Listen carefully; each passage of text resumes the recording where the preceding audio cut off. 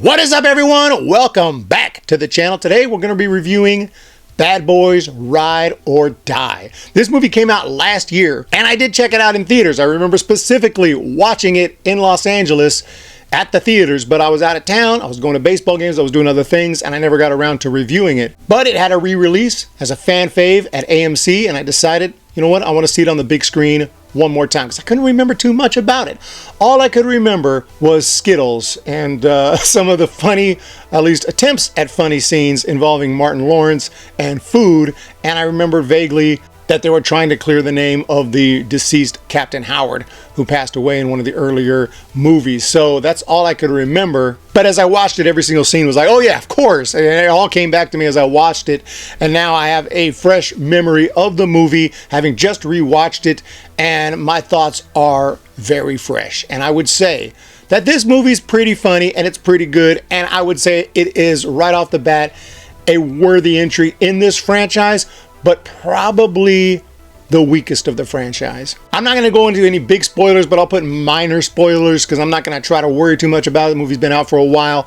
I'm not going to try to just dance around every little scene, so maybe some minor spoilers. I won't give away any of the big reveals or anything. But this film tells the story of Marcus and Mike trying to clear the name of Captain Howard because they believe he's being framed and there is this huge conspiracy going on that they need to unravel. Meanwhile, Marcus has a heart attack early on, and that's changed his perspective on life, which is one of the running themes and kind of running gags in this movie. And even Mike has a little bit of struggles in this movie with some panic attacks. And after everything he's been through and he's getting a little bit older, and he starts to have this problem, and that leads to some really good comedy as well I'll talk about. But you essentially get a bad boy story here, and you get similar comedy. It does go a little bit over the top, which I'll get to, but overall, I think you get a solid, funny movie, and you get that great chemistry between Will Smith and Martin Lawrence. You get everything you pretty much want in a Bad Boys movie. If you love the first three, you'll probably at least really like this one, if not love it as well. The action set pieces in this one are some of the most impressive in the franchise. There's a helicopter scene. There's certain scenes that some of it goes over the top. Again, with the negatives, like it seems like every positive has also a little bit of a negative. But just talking about the visuals, the special effects, it seemed like the budget for this movie had to be $1 billion because some of the effects were really impressive, and some of the camera work and just how they put this movie together is pretty badass, pretty kick-ass right here, and some really awesome choreography as well. Some John Wick style stuff in this film, and it's all pretty badass. And when the action gets going, yes, there is some humor interjected, and it actually is kind of funny, but it doesn't take away too much from the action, so I'll give them that. And when things get really serious, they do try to refrain from the jokes, which I appreciate, because more and more movies these days just joke. Now, I'm not saying there wasn't too much humor in this movie. I think there was a little bit too much, and maybe it got a little too silly, but there were some serious moments that were kept serious in this film as well, and that I appreciated. But maybe the biggest positive in this movie, a positive that probably brought it up a whole star if you're doing the star system. For me, it brought it up, out of 10, a whole number level. And that is my man Reggie. It's so awesome, the story of Reggie, going back to Bad Boys 2 and that hilarious scene. When I think of Bad Boys 2, that's the scene I think about. 15-year-old Reggie taking out Martin Lawrence's daughter, Marcus's daughter, on a date. And the entire scene there with Will Smith and Martin Lawrence just playing off each other and trying to scare the heck out of this kid. You ain't never seen a gun before? Man, stop pointing the gun at the boy, man. Nigga, look, don't you disrespect me in front of company. All right, let the gun go off. You don't Nigga, you a big old, tall, ludicrous looking motherfucker, ain't you? You rap? No. Move, nigga. Get out the way. Was an unbelievable scene. They only grabbed that kid because he just had the perfect face, the perfect look for what they were looking for, and I agree with that. And obviously that could have just been a one-off done, but they brought him back for the third movie. And he didn't have a huge role, but they brought him back. He had joined the Marines, and he was in the third movie, and he got married to Marcus's daughter in the third movie, and I think that's awesome they brought him back, despite the fact that in Bad Boys 2 it was even a different director. That was still Michael Bay directing it.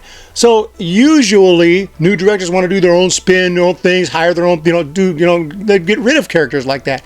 They brought back Marcus again and gave him one of the most awesome roles imaginable in this movie. Lowry's home address. Reggie, you got incoming. Get the family to somewhere safe. What? Now! Yes, sir. Please be careful. Okay, Reggie, Trust what's me, I love happening? you. Okay. His scenes in this movie are absolutely amazing, and the way that they wrote this character, the way that they made him an absolute badass. But, you know, first he's on leave, so he's sitting in and playing video games and everything. And then when the scene comes, when his big moment comes, oh my goodness. And that actor, he's not even an actor really, but he does a phenomenal job. He's only ever been in Bad Boys movies. I mean, this is so amazing that they brought him back, and not just brought him back, gave him a kick-ass role.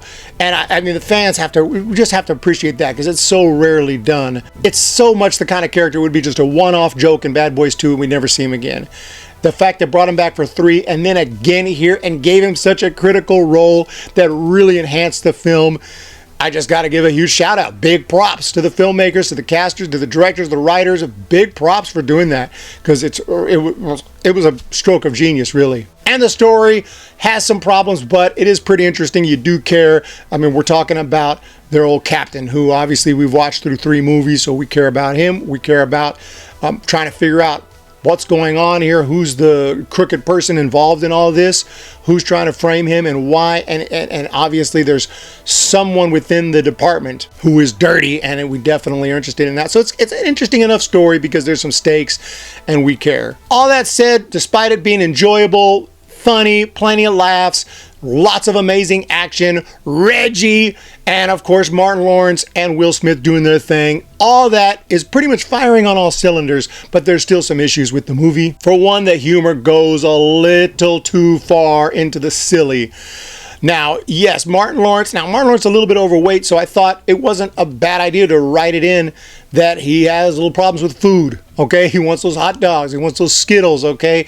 And he has a heart attack, okay? I mean, he's a little bit older, a little bit overweight, okay? I understand that, and it gives some stakes to the movie, but in this case, he gets this mindset that he cannot be killed. He can't die.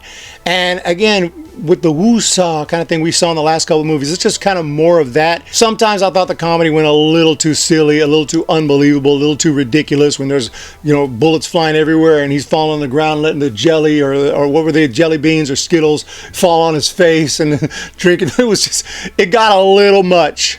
And there were quite a few logic issues. Ray Seahorn is in this movie, who most of us know from Better Call Saul, which honestly, how can you be mad at her for taking a role, and she did a good job and everything, but I'm sorry, every time all I can see is Kim Wexler. That's all I can see when I see her. That aside, her character, I thought there were some logic issues here. There's a point towards the end where she's trying to shoot Will Smith's son and acting all crazy, and her daughter is trying to block, like, Mom, he saved me. The guy's not even armed, and she's just trying to kill him. I'm like, what are you even doing? That wouldn't happen. You'd say, you know, hands up, you know,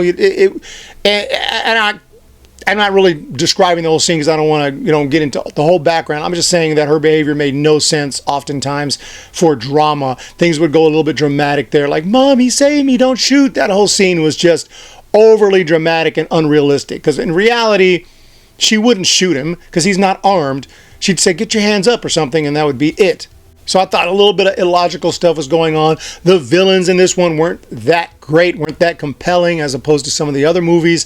So I wasn't a huge fan of the villains in this movie. The ultimate inside rat was pretty damn obvious, and I was hoping, well, it wouldn't be this person, but I did remember from the first one as I was watching it. But the first time I watched this movie, I remember thinking, like, I hope that's not the one, because that's way too obvious. Of course that's the one.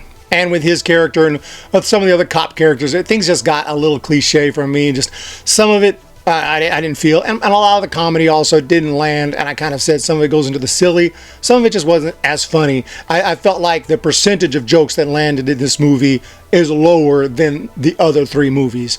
I would say the other 3 movies, we're looking at a 80% rate of, you know, funny jokes. When they're supposed to be funny, it is funny. Very few movies would be 100%, if any.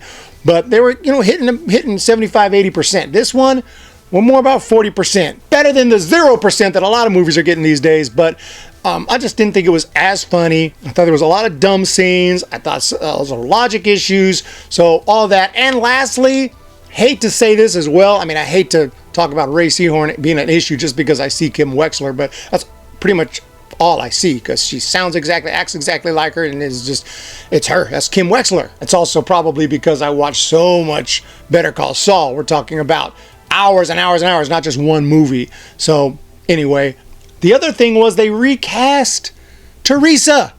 Now, I assume they couldn't get the actress Teresa back. Her name's also Teresa. I can't remember her last name, but the actress who played Teresa clearly was retired for whatever reason, personal issues. I don't know what it is. I hope it wasn't that they just didn't want to pay her enough, because they should have paid her enough to get her back if she was willing. Talk about distracting. 3 movies with the same actress. Everyone else is the same. Reggie's the same. You damn sure couldn't recast Reggie. Damn sure can't recast Will Smith. Damn sure can't recast Martin Lawrence. Can't recast the captain. There are certain roles you can't recast. She was borderline, like, I don't know if you can do that, but with this story, they kind of had no choice if they couldn't get her, because she does play a pretty big role. So they would have had to like rewrite the whole thing. It wouldn't have made sense for his wife not to be around. They could have figured something out maybe, but ultimately they just decided, let's just recast her. Nobody will mind. Well, people definitely mind. At least it was distracting. Every time I saw Teresa, I'm like, that ain't Teresa. I didn't even think it really looked like her. I would have preferred them to find maybe an actress, even if she wasn't as good of an actress, try to find someone who looks exactly like her, and it would have been a little less distracting, and just give her less lines and, you know, whatever. But anyway, it's just a nitpick. I mean, I know sometimes you got to recast, but man, I mean, it just, the continuity is so amazing in the series, everyone else. So that was definitely a little bit distracting. But I'm going a little long on this review. Let me just wrap it up. I'm going to say at the end of the day, it's an entertaining movie. It's not quite as good as the other 3 in my opinion. I need to watch them all, review them all again, maybe rank them all. But I love this franchise. I do appreciate this one. I'd love a 5th one. Marcus, again, you got to bring back Marcus, okay? I'd love a 5th one to see if they can maybe bump it back up again. I remember the 3rd one being incredible. Haven't seen it since 2020. I did review it at the time, I think on my old channel, my Crazy Crab channel. At the end of the day, honestly, I think it's still a great film when you take into account the dynamics between Will Smith and Martin Lawrence and Reggie, and a story that we care about, and bringing back the captain for some key roles, and there's just enough laughs and just enough entertainment. I'd say it's still a great film. I wouldn't put it at freaking awesome. I wouldn't say it's at that level for this one, but great film and highly recommended, and a worthy entry into the Bad Boys franchise. Bad Boys Ride or Die. That's my review. Let me know if you guys have seen it, what you think. Hit that comment section down below, and hit the thumbs up and subscribe button. Look forward to talking about more of these movies later on. Talk to you then.